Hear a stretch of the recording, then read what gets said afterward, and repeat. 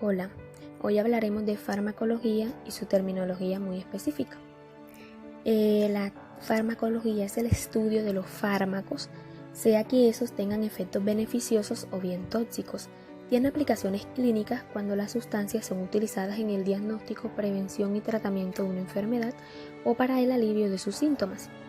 La aplicación de la farmacología en enfermería es muy importante, pues es la enfermera la encargada en el hospital de la administración de los tratamientos médicos, la incorporación del tratamiento del paciente o las actividades de la vida diaria, la observación de este y la detección de posibles efectos no deseados, así como la coordinación del tratamiento médico con el resto de tratamientos.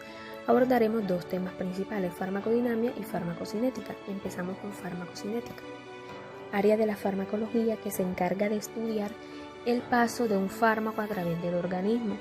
En palabras sencillas, es el que hace el organismo a un fármaco. Y la podemos dividir en 4 grandes fases. La primera, la fase de absorción. La segunda, la fase de distribución. La tercera, la fase del metabolismo o biotransformación. Y la cuarta, la fase de excreción o también llamada eliminación. Aunque en cierta literatura vamos a encontrar una quinta fase que va mucho antes de la absorción y es la fase de liberación. Comencemos hablando de cada una de estas fases, conociendo su definición y cómo actúa en el organismo. Primera fase, liberación. Es el proceso mediante el cual un medicamento, a través del excipiente o vehículo, libera su fármaco o principio activo. Entendiéndose como fármaco o principio activo aquellas sustancias que tienen un efecto dentro del organismo. Estas sustancias pueden ocasionar efectos adversos, o sea, no deseados. Mientras tanto, la absorción es todo el proceso por el cual tiene que pasar un fármaco desde que ingresa al organismo hasta llegar al torrente circulatorio. Esto nos va a generar una segunda definición que es la biodisponibilidad y es el fragmento de medicamento inalterado que llega al torrente circulatorio y que es capaz de ejercer su efecto en un sitio de acción. Existen términos de biodisponibilidad, pues lo que pasa es que muchísimas veces el 100% del fármaco que ingresa no llega todo a la circulación sistémica.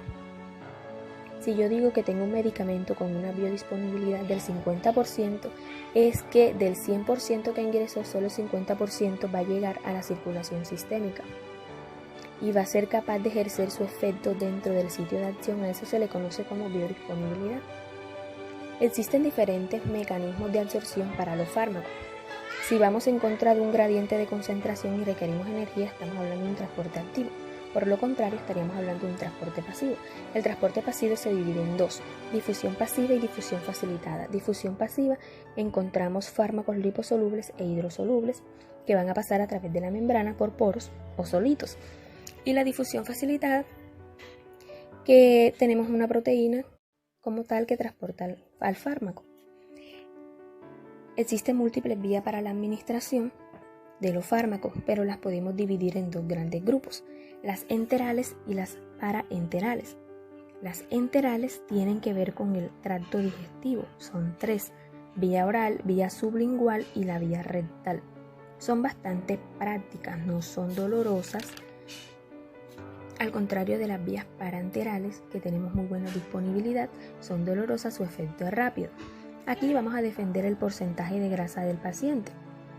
Voy a pasar unos cuadros donde observan unas ventajas y desventajas de las vías de administración. Por ejemplo, los factores que modifican estas vías. Veamos, tienen la opción de parar el video y leer detenidamente. La vía oral, que las ventajas son más fácil administración, una desventaja es que destruye algunos fármacos en el jugo gástrico. La vía sublingual tiene una fácil administración, una absorción muy rápida, solo se puede usar con cierto tipo, y la vía rectal, una absorción más rápida que por vía oral. Una vía intravenosa, que la ventaja es que produce efectos inmediatos. Una vía subcutánea, que sirve de preparación de depósito una vía cutánea, que es una técnica muy sencilla, una vía respiratoria, que tiene una gran velocidad de los efectos locales y sistémicos.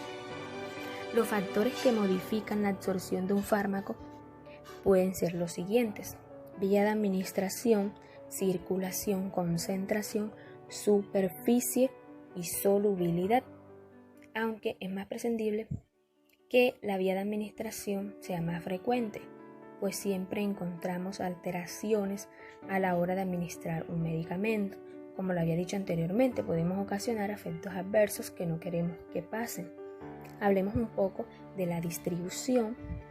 Como tal, el proceso a través del cual el fármaco viaja desde el torrente circulatorio hacia los diferentes tejidos y órganos. Esta distribución la dividimos en dos partes: la inmediata o inicial, en donde los órganos más perfundidos son los primeros en recibir el medicamento, como son el cerebro, corazón, hígado y riñones, y la fase inmediata o tardía, el metabolismo o biotransformación, que lo que hace el organismo es transformar el fármaco en algo muchísimo más excretable para él mismo. Se divide en dos: fase número 1, alteración química, y fase número 2, que es una conjugación. En la alteración química sigue teniendo efecto terapéutico, mientras en la conjugación el hígado lo convierte en una sustancia excretable. En la última fase de excreción o eliminación, justamente lo que hace el organismo es eliminar el fármaco utilizando órganos como el riñón o hígado, pero en pequeñas proporciones. Podría utilizar el pulmón e incluso las lágrimas y hasta el sudor. Vamos a empezar con el otro tema, que es la farmacodinámica. Se puede definir como la acción que ejerce un fármaco sobre el organismo. Un fármaco es una sustancia que produce un cambio del funcionamiento fisiológico al actuar con el organismo. Los fármacos pueden actuar a nivel sistémico, tisular, celular y molecular, pero para que el fármaco pueda producir un efecto tiene que interactuar en primer lugar con una diana molecular. La diana, o el blanco, como la suelen llamar en muchas literaturas, de la mayoría de los fármacos, es una proteína. Los ácidos nucleicos, enzimas o canales iónicos. Esta unión genera siempre una acción específica, es decir, que el fármaco logra alcanzar el efecto deseado. En el video podemos observar, aquí está la diana, de lo que le había hablado anteriormente. Los requisitos básicos que debe de poseer un receptor son la afinidad y la especificidad. La afinidad se define como la probabilidad de que una molécula de un fármaco pueda interactuar con su receptor, o sea que ambos tengan afín. Y la especificidad hace referencia a la capacidad que tiene un fármaco para discernir una molécula de otra. La variabilidad del efecto farmacológico se debe a las concentraciones del fármaco en el lugar de acción. Los factores de la variabilidad de la respuesta farmacológica están en relación a la edad, que es muy importante este término, y a los factores genéticos, que son aquellos que por sí ya traemos con nosotros en el momento del nacimiento y que los podíamos haber adoptado por nuestros padres o generaciones de nuestros padres que no conocemos. ¿En qué influye la edad? Es que tiene que ver con excreción renal. En los niños y ancianos esta excreción es menos eficaz que en el adulto. En los recién nacidos el sistema fisiológico no está desarrollado totalmente y en los ancianos se encuentra ya deteriorado, por lo cual el metabolismo de los fármacos será mucho más complicado. ¿Eso por qué? Por la edad.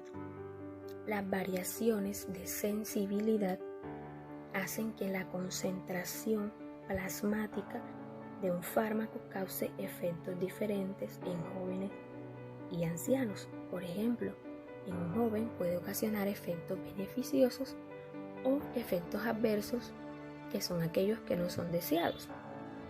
Y asimismo, en un adulto puede ocasionar efectos adversos o beneficiosos. Eso depende de la variabilidad del efecto farmacológico. Por otro lado, los fármacos considerados como hipotensores son aquellos que van a disminuir la presión arterial.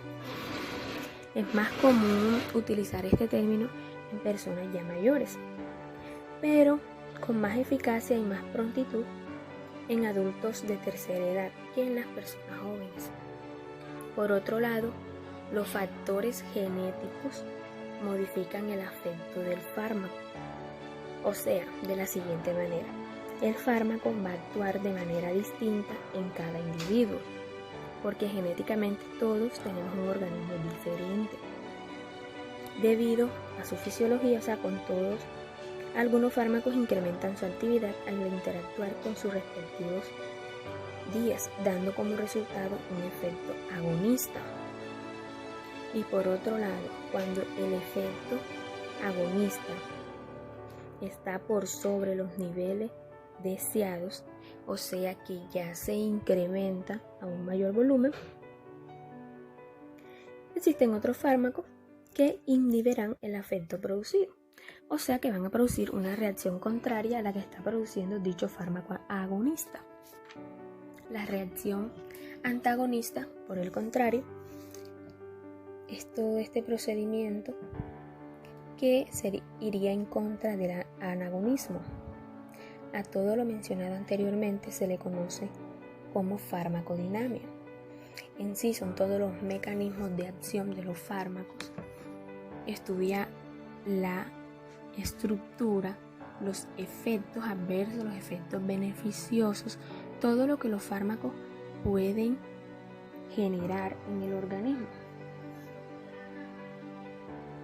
El término farmacodinámica también puede ocasionar diferentes términos, como por ejemplo el sinergismo, que es el aumento de la acción farmacológica de una droga por el empleo de otra.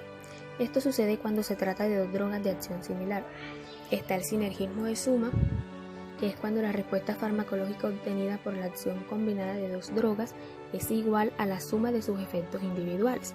Está el sinergismo de potenciación, que es cuando dos drogas son administradas de manera simultánea y la respuesta obtenida es mayor que la correspondiente a la suma de sus acciones individuales. Encontramos un antagonismo no competitivo, que ocurre cuando dos drogas de estructura química diferente ocupan dos clases distintas de receptores y dan lugar a efectos opuestos que se acumulan mutuamente. Por aquí hay un término muy importante, que es la eficacia. Se refiere a la capacidad que tiene el fármaco para producir un efecto determinado deseado. La eficacia es una parte muy importante que estudia la farmacodinámica, ya que ella evalúa cuáles son los distintos efectos que puede ocasionar dicho fármaco. Estos efectos pueden ser malos, buenos, o sea, adversos, pueden ser alérgicos, entre otros. Para terminar, vamos a mencionar un poquito de los estudios bioquímicos, que es de lo que se encarga la farmacodinámica, fisiológicos y los mecanismos de acción de los fármacos. En sí, para definir farmacodinámica, utilicemos la siguiente expresión. Es todo lo que los fármacos ejercen sobre el organismo. Todo lo que los fármacos pueden ocasionar en nuestro organismo a partir de la administración de ellos hasta la eliminación. A continuación les vamos a presentar un video en el cual es una opinión de autoridad de un autor muy conocido, él es médico, para que podamos comparar las diferentes definiciones de los temas farmacocinética y farmacodinámica. Pueden parar el video y consultar las diferentes referencias que están al final. Gracias.